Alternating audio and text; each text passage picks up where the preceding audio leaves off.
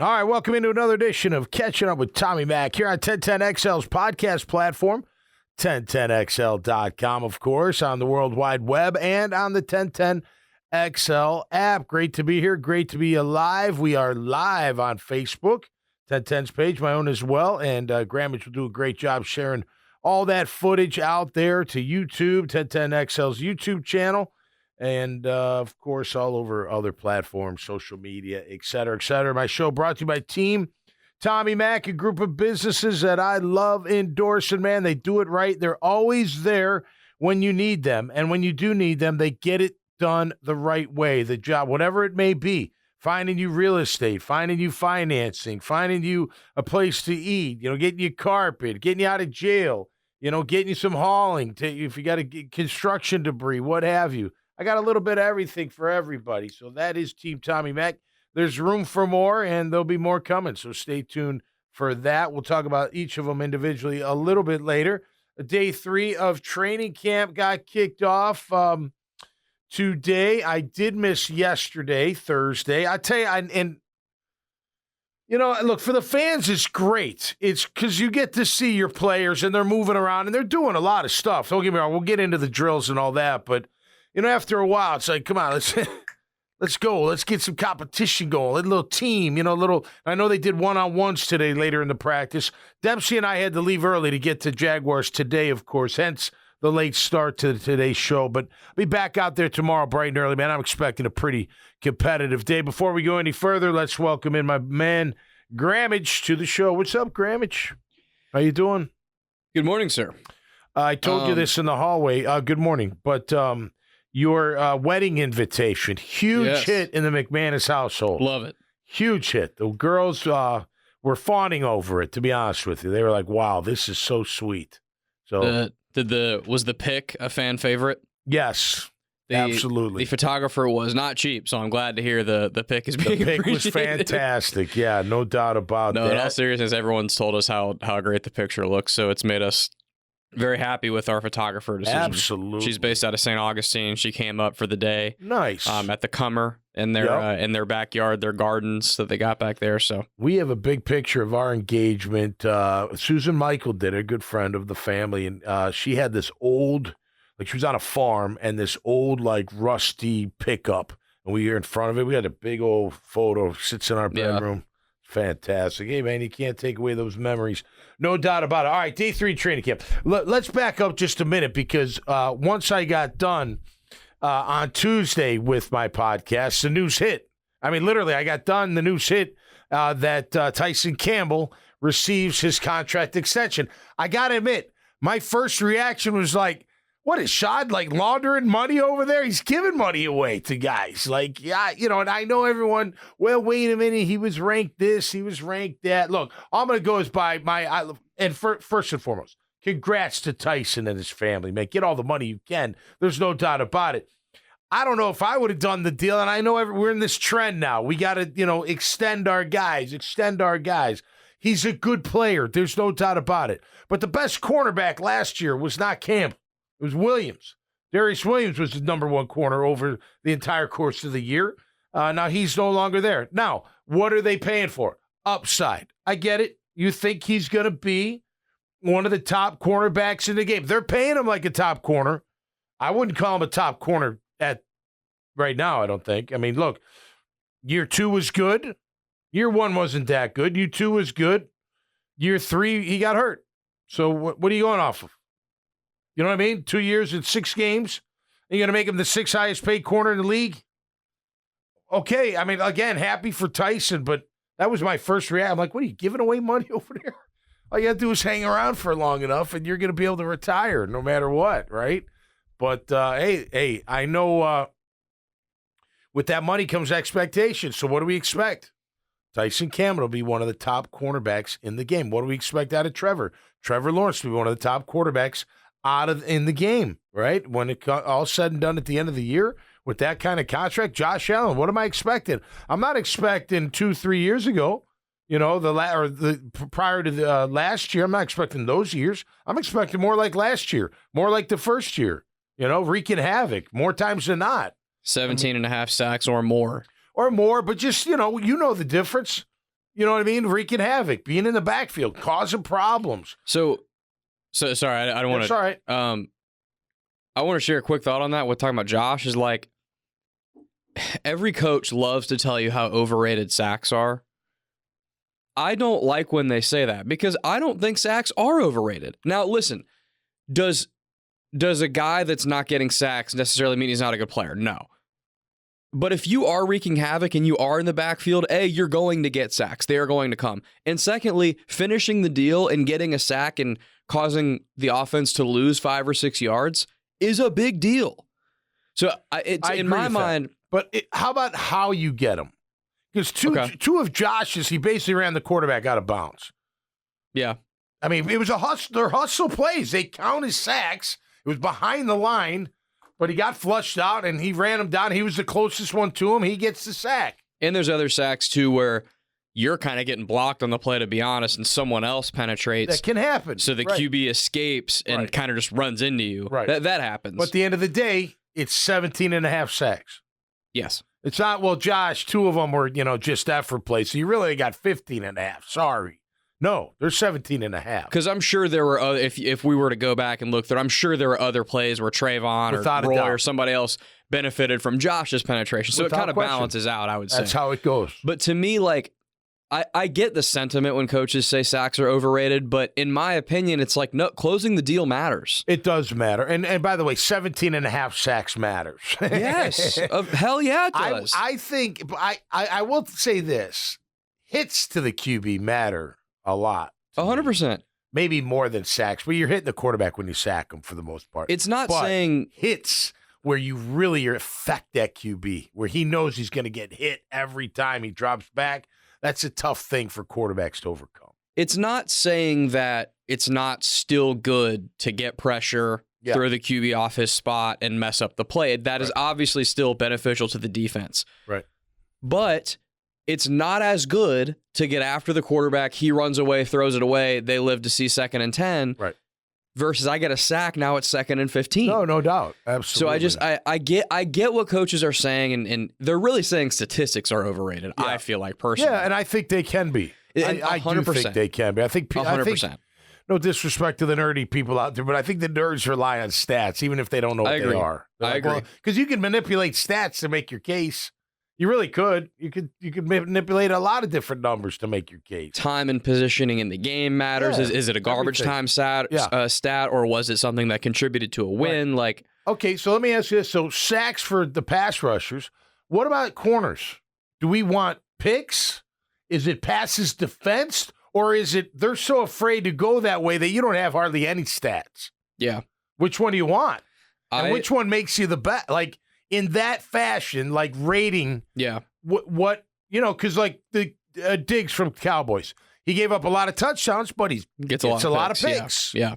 Do you want that, or do you want the guy that you barely hear about, and maybe his pass defenses in a game are like 2 because maybe they try him a couple times and he knocks it down both? You know what I mean? Yeah. Like what makes that a great corner? Which one of those?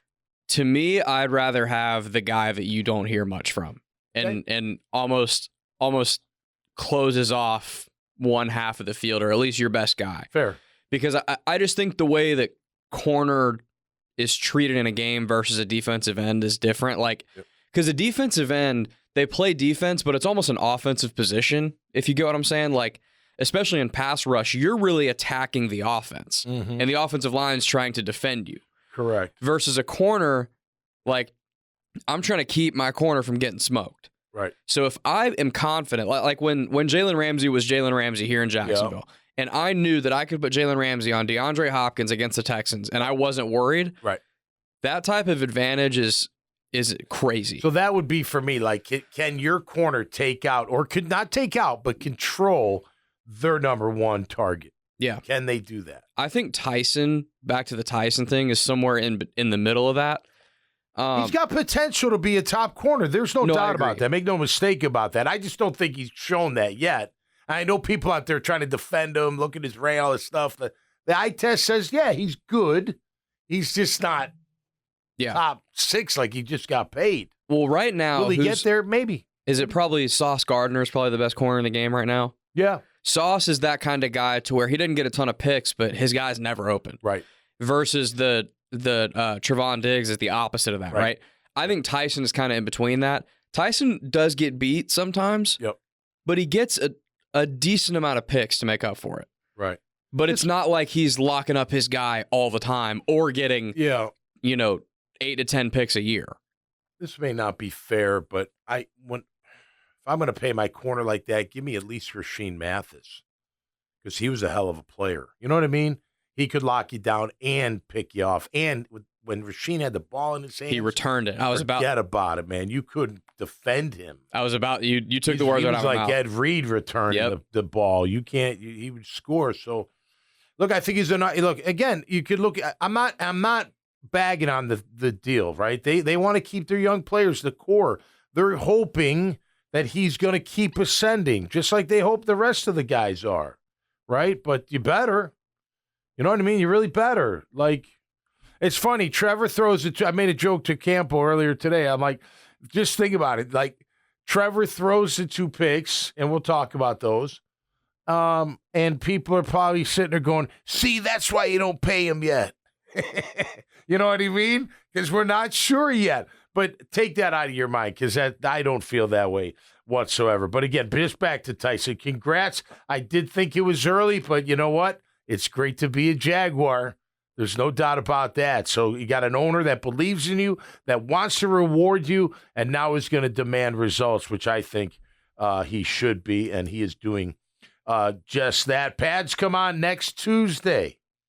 So the full pads or at least uppers. I don't know if they'll go full pads, but the pads come on next Tuesday. My birthday's next Tuesday, so I don't know if I'm going to make it. I may make it. You know, when I was younger, my best friend growing up, his birthday's the day before mine, the 29th. And all we wanted to do was go to Bears training camp. We did it for like 5 years in a row, or maybe 4 years in a row. And then there was this pizza place we'd stop by on the way home. And that was back in the day where you could literally get on to, like, next to the sideline, like literally stand there. I remember Golden Richards, he was a wide receiver for the Bears, for the Cowboys before that. He literally caught a laser from the quarterback right on the sideline, just right in his hands. Shing, got his feet in, and I said, nice catch. And he looked at me and said, thanks, kid.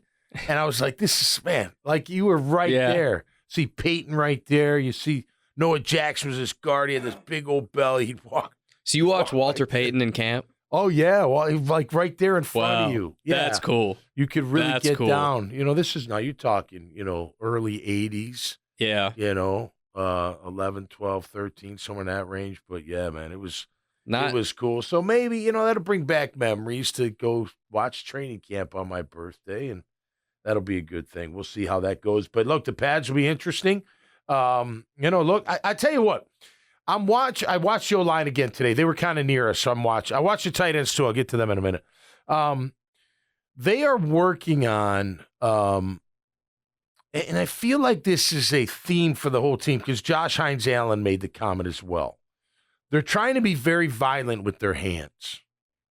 That punch. Even watching the tight ends working the sled, you could see they're really focusing in on that punch, that initial bang, like a bang stick. You're going to stun them with your hands. I'm watching the O-line as they're working, as they're taking on guys. They're really good with their hands. They're really trying to use their hands. They were working on a drill today. Tough drill, and it's tough to do in a game. A front side, they started with the center over to the tight end. A front side formation reaching a backside block, right? So you're already at a disadvantage, but you got to get in front of your guy, and y'all got to move in tandem. Well, they were not only moving them, but they were making sure that their inside hand, they're doing this drill. So they get up like this, and they're trying to turn their guy, and then their inside hand. They're all of them following through with this inside push to make sure that defenders turned and moved out of the way. A lot of technique, a lot of attention to detail, and they're running a lot of reps. I feel like, at least with the O-line so far, they're way more intense than they were last year. Just in their drills.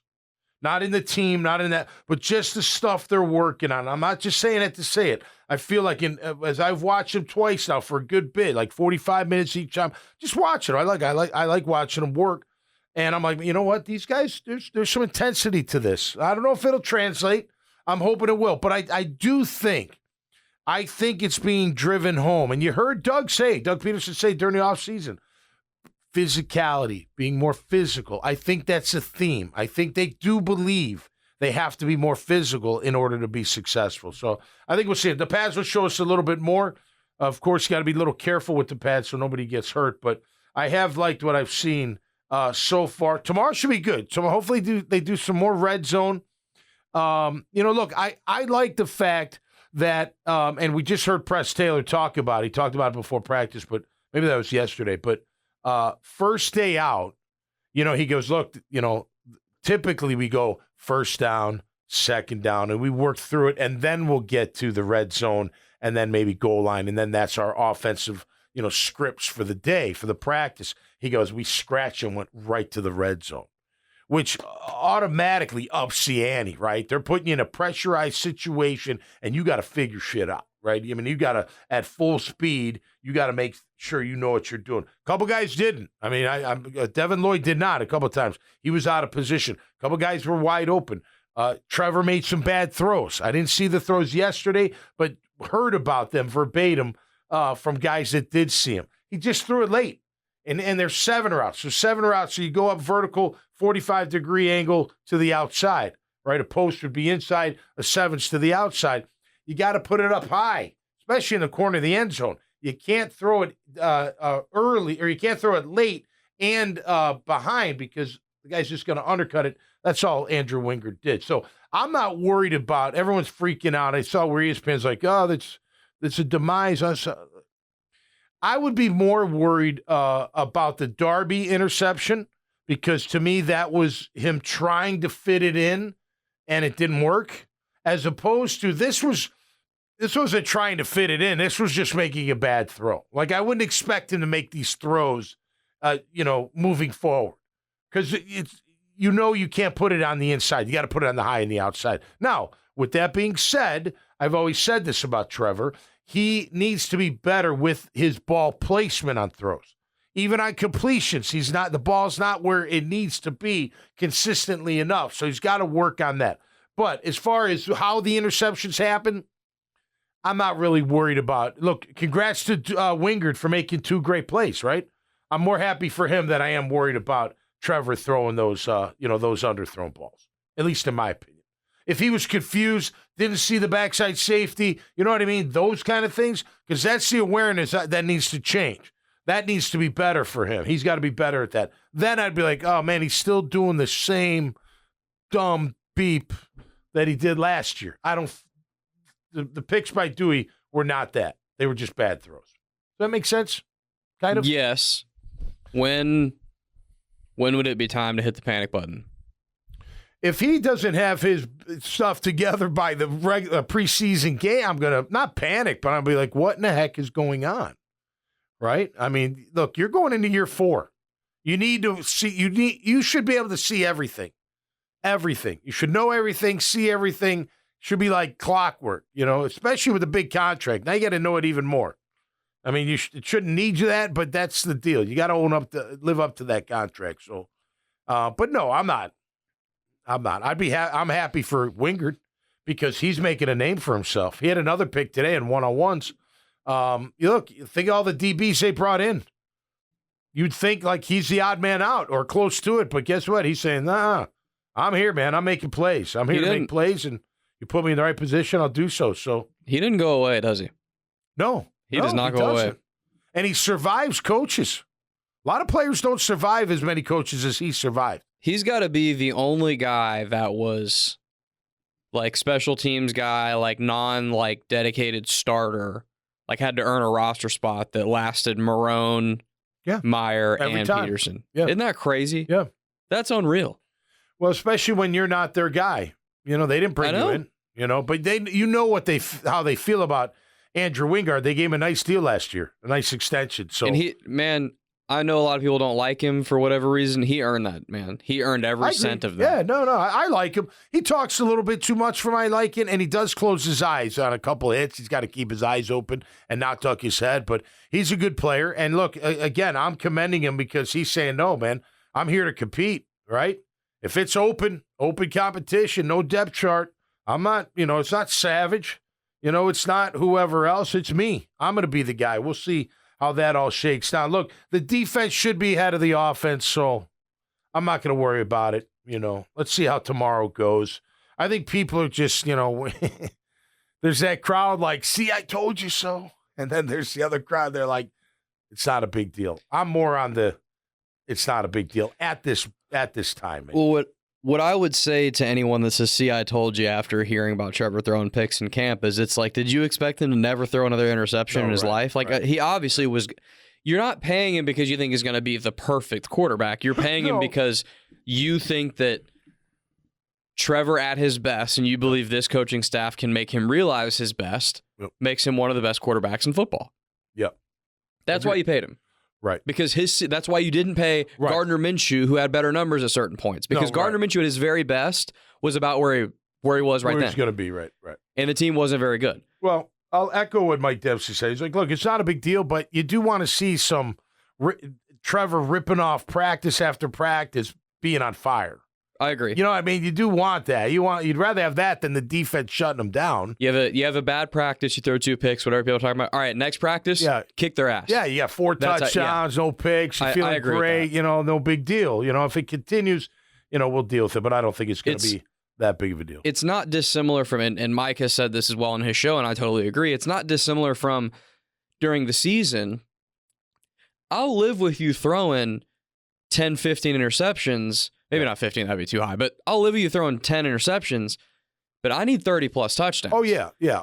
45 and 15 would be all right. Yeah, that'd be great, exactly. Versus, man, if you're throwing 10 picks and you're only throwing 20 touchdowns and you're only 2-1, a 2-1 in this day and age is not good enough. Not good enough. No, it's not. So it's the whole Josh Allen thing. It's the whole Josh. That should be the floor, as they say. It's the whole Josh Allen thing. Josh Allen throws a lot of picks, but damn, he throws a lot of touchdowns too. Yeah. And a lot of guys, a lot of ex-quarterbacks have said this about Josh, and they kind of don't view it as big of a deal as a lot of casual media do, because they view it as, okay, when it's late in the game, they're down 10, he'll force a perhaps necessary throw to try to make a play and win the game. Yeah. And that's going to result in more picks. With Trevor, I think he'll force some throws now. Yeah. He will. I wish Trevor's touchdown numbers were higher to justify where the pick numbers had been. Yeah. I see I mean, look, some of those drops were touchdowns. Now, not all of them I'm going to give, that they were all on the, the receiver. The truth is in the middle, like it always is. It's in the middle. His picks, the picks that are troublesome are the ones where he doesn't see the guy. I agree. Sitting there. That's the ones where you're like, bro, you can't have tunnel vision as any kind of player. Tunnel vision is when you just can't see like your peripheral, like you're just so zoned in. It's bad. It's a bad thing to have tunnel vision. I remember as a linebacker, you can't see outside, and guys block it on you, coming off from the side. You can't see him or running the route, or you got to turn to look at him. So, he's got to be able to see everything. Those are the ones that are concerning. Ball placement, look, there's truth to it. On an outside throw, you don't throw it inside. You don't. You got to throw it outside. So your guy has the only chance to catch it. So I think it'll get cleaned up and get better. I'm looking forward. Look, I hope it's a big day for the offense tomorrow, kind of even it off, and then get into those pads and see where we're at. We're really going to know where we're at when the other teams come in, right? Who's coming? Are we going to Tampa, or are they coming here? Tampa's coming here. That's going to be awesome. This is the first time the Jags have hosted somebody for joint practices in some time. To watch Tampa and our Jags get after it, because the facility was kind of old before they built the Miller Electric, so they weren't hosting people very often when a lot of other teams were building new ones. And then obviously when it was under construction, they weren't going to host somebody. Yeah. So this is the first time they've hosted somebody in quite some time. Tampa, look, they made a nice run. Yeah. I like Baker. He's a tough dude. They're bringing it all back. We'll see, but that should be a good test, good physicality test. Especially because last time they interacted with the Bucs kicked their ass. And Doug needs to remind them of that. Man, I would say, was that the low? I mean, the Titans game because of the implications, but I think that Bucs game in terms of how they played might have been the worst game of the year. I think we knew after that they weren't very good. We knew that whatever they had that was making them the 8-3 first place in the AFC team was gone. Yep. That was the game where it's like, okay, this is gone. Yeah. Yeah. Trevor was clearly hurt and he was not playing well. Yep. That was brutal. I know the Titans game, I know the implications. The Bucs game to me was the worst game of the season. Well, because you factor in like Cincy, he gets hurt. If he doesn't get hurt, we might win that game. He was on fire before he got hurt. He was rocking. Cleveland, he was struggling, right? But you still felt like, okay, it'll be okay. Best defense in the league. Yep. Turnstile offensive line. Tampa killed was us. bad. And you're like, oh, okay, we're not very good. Yeah. We're just not a very good team. The Tampa game, they looked like gonna have a top 5 pick in the draft type of team. Like they had mailed it in for the season. Like things didn't matter. It just we did not look like a team competing. It was really sad. Like you're getting really pushed around by this team, but hopefully that's not the case. I do think that is the theme. Team Tommy Max here for you each and every day. They're there when you need them, whether it's Cliff Lucero's bail bonds. He gets you out of the clink really quick. I've seen it firsthand. He's a great asset to have. Put his number in your dial, your contacts, 904-822-2245. You'll be glad he did so, whether for you or a friend. Carpet Man Flooring, not just LVP, all types of flooring, whether it's tile, whether it's hardwood, carpet, of course, all at the highest quality and the lowest prices. Right there on St. John's Bluff Road and in Orange Park. Check them out. J-Dog Junk Removal and Hauling. Take care of your junk. They'll remove it. They'll refurbish it. Put it towards other families in need, veteran families in need, veteran-owned and operated. They also have a hauling side of their business. So all you construction people out there, whether you're building homes, whatnot, you need to take care of your construction debris. J-Dog Junk Removal and Hauling will take care of it. 844-GET-J-Dog. Michael Nickus' State Farm Agency. He's been my agent for over 20 years. He should be yours as well. Him and his team always ready for you to take care of all your needs 24/7. Make sure you get them on the dial, 904-777-6888. And we got Family Tradition Specialty Foods, home of CJ's Hot Sauces, Coconut Joe's. Tell you what, fantastic stuff. The sriracha is just a killer in my house. I got a box of them. I should bring some in and then give them away. I got so many to give away. I think I might do that. But nonetheless, make sure you get your BOGO free by putting pound Tommy Mac, Team Tommy Mac, pound Team Tommy Mac in the discount code when you're checking out. Code Ninjas, of course, for great locations for you to take your kid and learn all about coding, all about building, all about technology. I was talking to the owner the other day, Ryan Clark, and man, it was loud. I'm like, man, that's loud. He's like, oh man, we're building robots with all this stuff, or just destruction. He's like, the kids are having a blast. It's really cool. Make sure you check them out. CodeNinjas.com. Azar Sausage, it's the best sausage in the world, at least here in Northeast Florida. Homegrown and down home, third generation owned business. The Azar brothers do a great job. I've been to their shop many a times. You can see and get their great sausage. Winn-Dixie and other local grocers. Salt Air Inn and Suites of also Beach Life Rentals, man. Take care of all your beach needs with Beach Life Rentals. They're outside most of the hotels up and down the Northeast Florida coast. And they also own Salt Air Inn and Suites, boutique hotel 4 blocks from the beach with concierge service. A beautiful place. Come for the weekend, come for the night, come for a week and enjoy Atlantic Beach, one of the best beaches out there. No question about that. We've got Graffiti American Burger Bar right there on 3rd Street. Of course, they are a great place to watch your football games, your basketball games, your Olympic games tonight, baby. Kicking it off. Make sure you ask for the McManus Burger. Get that big beef patty with a load of bacon, avocado, and Swiss cheese all on a great bun. Get it right there at Graffiti American Burger Bar. And, of course, we've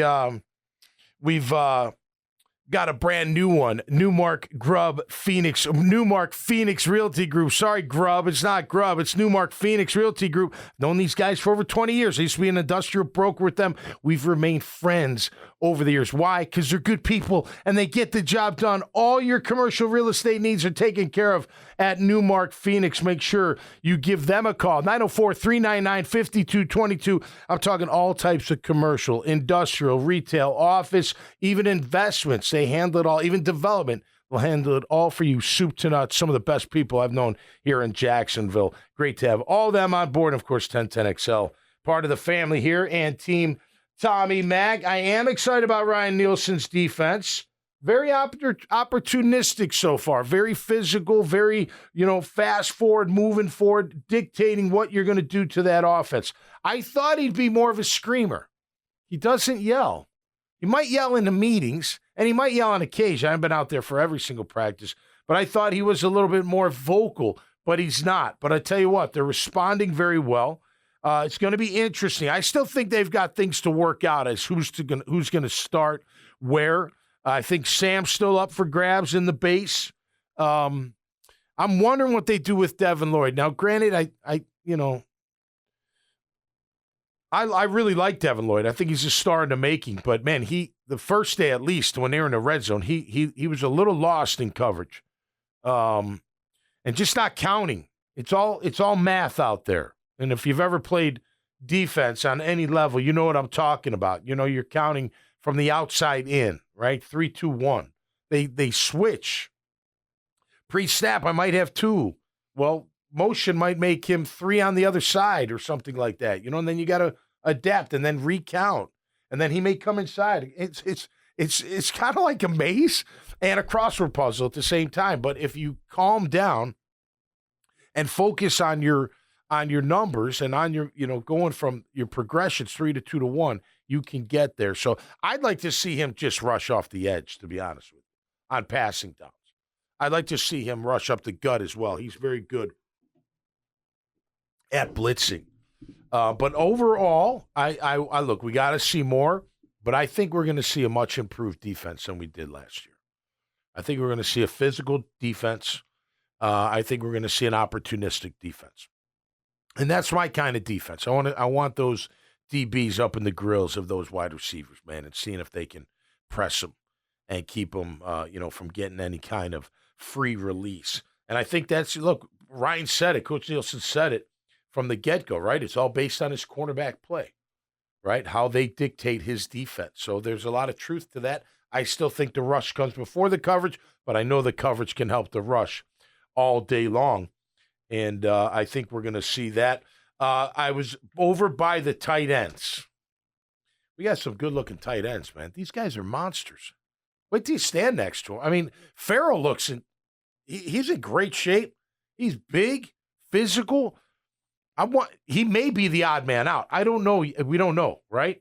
Strange is walking right in front of me and Dempsey earlier. I was like, this kid's really put together, man. And I think he could play a fullback type role. I do. I know DeGuara from Green Bay, he kind of plays that as well. Maybe they both could play it. That kid catches everything. Number 81. Nice. I mean, granted, it's not a lot of, competition, but his hand, he appears very soft. The way that he catches the rock, it's very natural, very smooth. Of course, you got Ingram. There's 4 right there, though, that that's a formidable bunch. Very athletic. They've got to be physical. There's no doubt about that. But I'm telling you, give me Strange in that use-chick type role, man. I do think that kid, from San Fran, I think you could see a little bit of Justin Juszczyk in Brenton Strange or vice versa. You know what I mean? Kyle Juszczyk? Yeah. Kyle, what'd I call him? Justin. Justin, Kyle. Yeah, thank you, my fact checker. It's good to have you, no doubt about that. But listen, it should be a great day tomorrow. If you're out there early, please say hello. I'll be out there with some of the other Jaguar, they call us legends. I hate saying that. I'm not a legend by any means. But us old washed-up Jaguars will be out there. Looking forward to seeing the new era, man. The new throwing a bunch of money at these guys era with the expectation that they are playoffs or bust. I think that is a realistic expectation for all fans to have. Playoffs or bust. It's time. The window ain't going to be open forever. It doesn't stay open forever. The window is open now, and now's our time to strike, and I'm looking forward to it. That number, look, they're still trying to figure out Tua. Isn't it amazing Tua's still not signed? It just kind of blows me away. Hey, for us, yeah, keep him. Right now he's not practicing, I think. He was doing some He was being there, but only handing off. Like, I don't understand that. Either hold out or don't. You know what I mean? How do you go to practice? You're Tua. Yeah. You're the starting QB. What, you're not going to practice? Just going to stand over there? Like, get the hell out of here. And if I'm holding out and I'm trying to make a statement to the team, so I'm not practicing, if you think I'm going to spend my time not practicing out in the Miami heat, still on a football field, you're crazy. Yeah, why would you I'm going to be at home in the AC, feet kicked up, cup of coffee in hand. I would be chilling. Yeah. What do you think Trent Williams is going to do? You think he's going to go? He's talking about holding out in San Fran. They're going to pay his ass. Of course they are. Eventually. He's sitting there going, I don't got to go to camp. I know you're going to pay me. You got to pay me. I'm the best in the league. Well, now, Tua's not the best in the league, but I don't know. You know, again, you go Jordan Love, you go Tua. What's the argument against them? I want to see more. Right? Love, 1 year. Great year. Phenomenal year. It was an unbelievable year for him. But you want to see more. Are you ready to give him all that money based off that 1 year? And then you take Tua. He's got more of a body of work, but last year was his first full year of starting the entire year. And he put up tremendous numbers. I get what the player wants. I'd be wanting the same thing, too. I'd be like, well, Trevor ain't done much more than that. What's he done? He didn't put up, what was Love, 36 and 9? Touchdown, interception, something like that? I mean, he's not putting up those numbers. He didn't put up my numbers down if I'm Tua, you know? Now, they may say, well, he's got more upside than you, and that may be true, but at the end of the day, it's about production. Those two last year were way more productive than Trevor Lawrence. Well, Tua's been in the league longer than Trevor, too. That's a big factor. A year. But the way and he was injured. The way it's set up, like contractually, that year is a big deal. Yeah, it is. It is. You're right. Because option, because they're going to pay Tua $25 million this year because he's in his fifth year. The fifth year option, right? Yeah. Well, as we know, that new money doesn't come in till later anyway. When they get the new contract, right. Yeah. Just like with Trevor, it's like he's got 2 years under his current deal that isn't going to fact, right? He gets the signing bonus, but not the actual salary. I mean, until 2027. To your point you just made a minute ago, please keep holding out. Yeah. Please have it. Please have them. Who's it? Mike White down there, the former Jets quarterback that's Tua's backup. I think so. Yeah. I think it is. Please have. Yeah. Please have Mike White start week 1. Yeah. Please. It'd be great to get off to a great start. Those first 4 or 5 games are no joke for the Jags. So I'm still counting on big things. You know, look, we'll see how the whole year plays out, but hopefully they can get off to a good start. It's a bad. Now listen, it's competition. You should want to play the best. It is a pretty tough draw playing Miami week 1 though at their place. It is, no doubt. That's probably all factors, and that's probably the worst. Yeah. Time to play. I'd rather play them in December. No doubt. No. Yeah. Well, first game, you know, look, there is something to the first game coming off at training camp. Like, you don't truly know what you're going to get out of your team week 1. You maybe if you're Kansas City, you know what I mean? But it's kind of a crapshoot, depending how much they played. By the way, I like what Doug's saying about playing the starters in the preseason. The first and third games, good. They need the work. I never thought, you know, like you gotta play in those games, even if it's for a little bit. You got to get that rhythm. You got to get that time. You got to get that feel, that speed, that everything that goes with it. You got to get in football shape. You got to get football ready mentally, emotionally, physically. You know, you can't do it against each other all day and think that week 1 I'm just gonna be humming and knocking the piss out of everybody. You know what I mean? And with what we were talking about at the beginning of this show with Trevor. They scrapped the build up to part of the practice and just went straight to red zone. So now you got to figure stuff out and get it together real fast. Yep. And he was scrambling a bit, was a little bit late, made some mistakes, and they resulted in interceptions. Much rather have him do it now when they created that environment for him in practice, learn the lesson, and then when it comes to the game, he's learned that lesson the hard way. He's figured it, and now it kind of sounds like we're talking about a rookie when we say that. It's a fourth-year guy, but you get what I mean, though. Yeah. To me, last year, I don't know if they put them in tough enough situations in camp to be prepared when the season came. Camp. I don't know the camp, and I get that it's hard to in this day and age. I understand that. Yeah. I still don't know that they made camp difficult enough on those guys last year. They didn't. We were there. It wasn't that difficult at all. You could run all day, one a day, one practice a day is unbelievable. Look, I mentioned this last year when Jimmy Miller came down, doing his show, and I'm thinking of the other guy, Pat Kerwin and him they've been doing a show on Sirius. They're like looking at me like, Tommy, what's going on around here? I'm like, what do you mean? He's like, we just came from Pittsburgh. They're in pads every day, like full pads, and they're tackling to the ground. I'm like, no kidding. He's like, oh yeah, this is interesting. That's all they said. I was like, it was kind of like that. But this year I think it's a little different. Look, training camp is important to build that grit, to build those uncomfortable. That's what I liked about the red zone first, like throwing them into the fire, make them uncomfortable. How do they respond? Because guess what? You get in comfortable moments during games, right? You throw a pick, your back's against the wall. You got to hold them to 3 or less, or whatever, the other way around. I got to get them in position to get a field goal or touchdown or whatever. Pressure-packed situations. I've always liked good teams find a way to make it. Now granted, I only played in high school. It's not like I played competitive ball, but when I played, I always liked having the most physical part of practice right away. Because I don't know if you felt the same as when you played, but it feels like the energy gets there immediately. It's almost like a cup of coffee for practice. You know what I mean? It's almost like it gets everybody going right away.